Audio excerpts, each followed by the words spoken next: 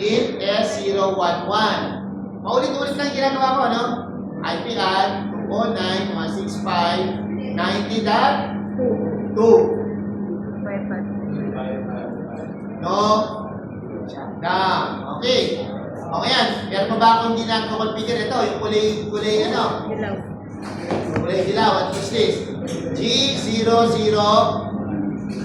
Anong lalagay ko dito sa G001? 172, 16, 0 dot, 15. Okay, dot 15. Punta ako dito. In G001. IP at 172.16, 0 dot, 50, 255, 255, 255, 0. Sorry.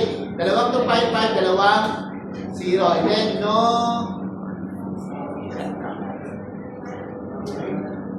So, actually, okay na tayo dito, yung part na to. Diba, medyo okay na yan. Pero hindi pa rin yan magkakonect. Kasi, meron tayong tinatawag na RIP protocol. RIP protocol. Ang protocol, di ba sabi natin nung nagturo ako, protocol refers to the rules. Okay? Or kaya naman dito sa data sa networking, protocol refers to the language. Ngayon, ang problema, hindi pa nag-uusap yung mga router sa router. Kailangan mag-usap sila through what we call the RIP protocol. Ilalagay ngayon natin yung RIP protocol na yon doon sa router. Okay? Ang gagamitin natin RIP protocol ay version 2. Version 2, lagay natin. Version 2. Okay. Paano natin gagawin yon? Sinusundan ko lang to, ha? Okay. So, lagay natin dito. Punta ko sa R1. Ano yung direktang nakakonect kay R1? Ano yung directly connected network? O direktang nakakonect? Anong kulay? Direktang nakakonect. Pink at saka green. Ano yung IP na direktang nakakonect sa kanya? Ay, yung dalawa, no? 192.168.10.0 at saka 192.168.200.190.0. Tama?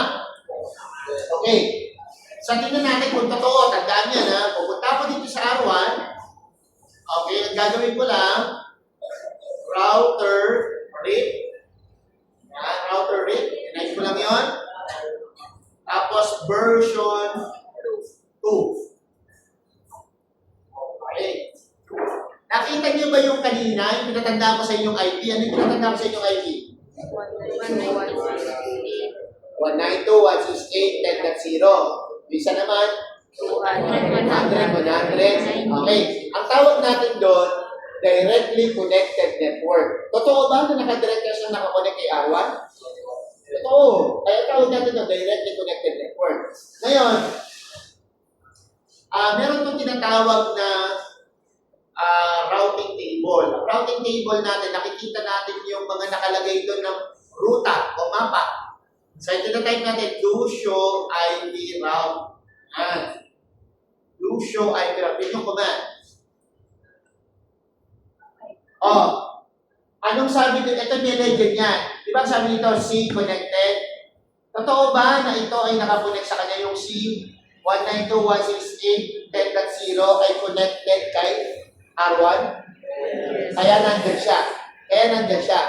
Ang tawag ng routing table. Kung baga sa mapa, yan yung map natin. Kung malalaman mo kung nakakonect ka na doon, kung nakalagay sa mapa. Since, napatunayan natin ganito. So the conclusion is, if there are two C or directly connected network, ibig sabihin yung mga nasa kabilang kulay, hindi pa nakalagay dito. Kailangan kasi malagay dyan, basahin nyo yun. Mamaya makikita nyo, lalagay yung ibang ruta through routing protocol. Alright. So, ito ba? Tama ba to? Tama ba? Yes. Slash 30, ano yung ginawa ko? Diba yan? Slash 24, tama rin. Pare, diba naglagay ako ng router version 2. Pwede nyo pag ganito, para ito na lang yung ilalagay nyo, para hindi kayo do show IP route connected. Yan, dalawa na lang ngayon yung lumabas. Kung ano na lang yung tama. O ngayon, ang gagawin lang natin, parang ganito yan, ako yung R1, o kayong mga router, di ba may kapitbahay ako, o kayong mga kapitbahay ko, ako yung R1 ha, ang kapitbahay ko si R2, sabi ko, oh pare, R2, ito nga pala yung mga ito nga pala yung mga anak ko, pinapakilala kong ganun. O ganito magpapakilala nun. Network, 192.168.10.0. Ganyan lang siya. Network, 200, kinakapit mo lang. 190.0. That's it. Ganun lang siya. O sa kabila naman, tanongin ko naman kayo. So, nagawa na natin yung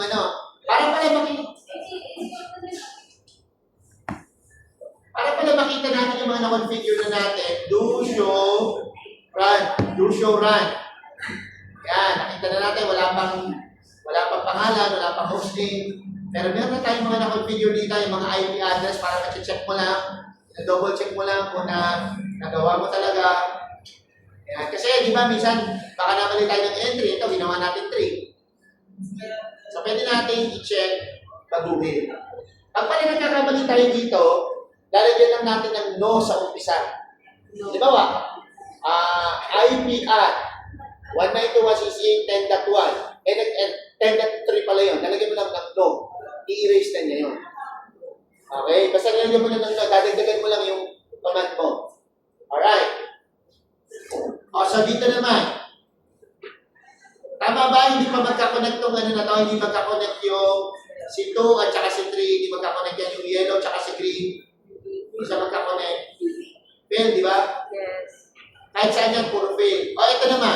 Ano naman yung nakakonect kay R2? Direct ang nakakonect. Network. Ano nga?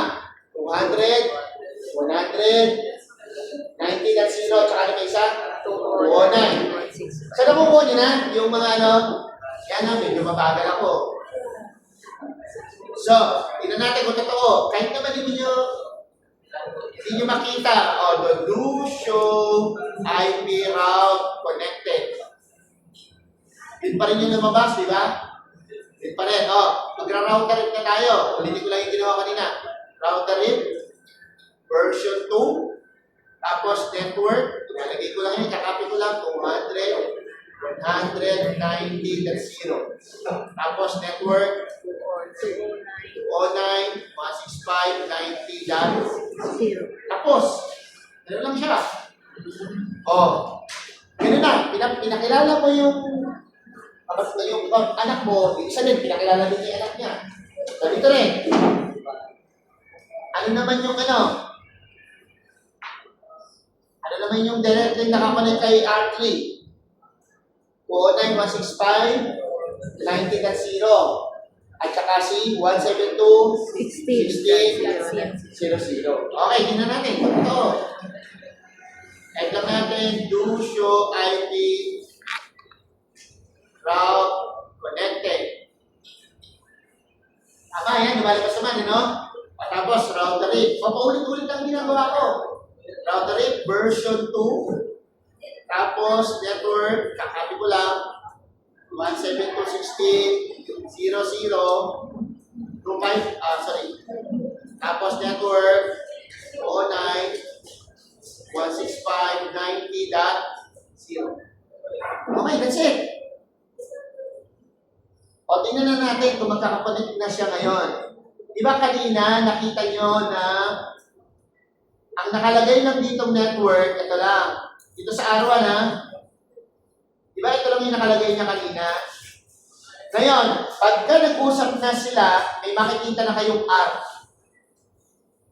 Ibig sabihin, nalaman na niya yung ibang ruta sa pamamagitan